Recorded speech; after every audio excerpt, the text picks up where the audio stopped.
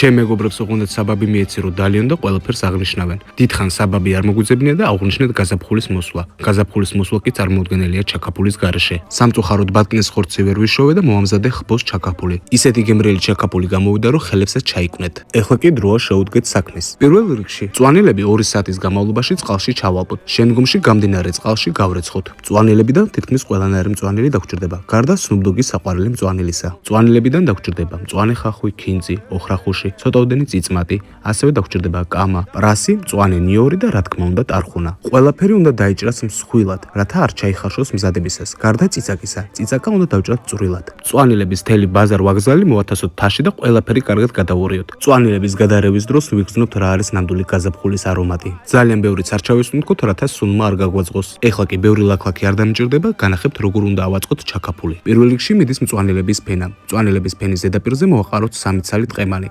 შემდგომში ხორცის ზედაპირზე კი მოვაყაროთ უხვად მარილი.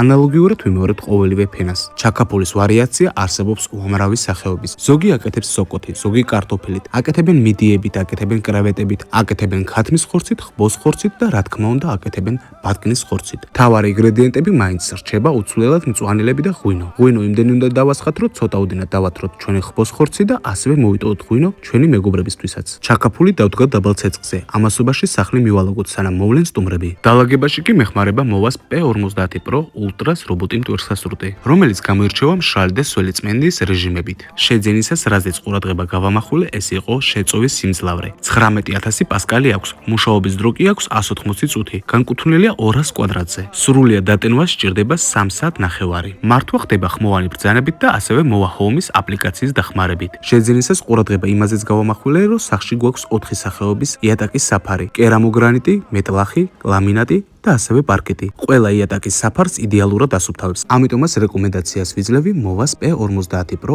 Ultras რობოტ მტვერსასრუტზე. ამასობაში სანამ მტვერსასრუტმა სახლი დამილაგა, მომზადდა ჩვენი უგემრიელესი ჩაკაფულიც. მოვათასოთ სერვირების თეფშზე და შემდგომში მივივართოთ სუფრაზე. სამწუხაროდ სტუმრებმა დაეგვიანეს და მე არ შემეძლო არ გამესინჯა პირველი. უგემრიელესი გამოვიდა.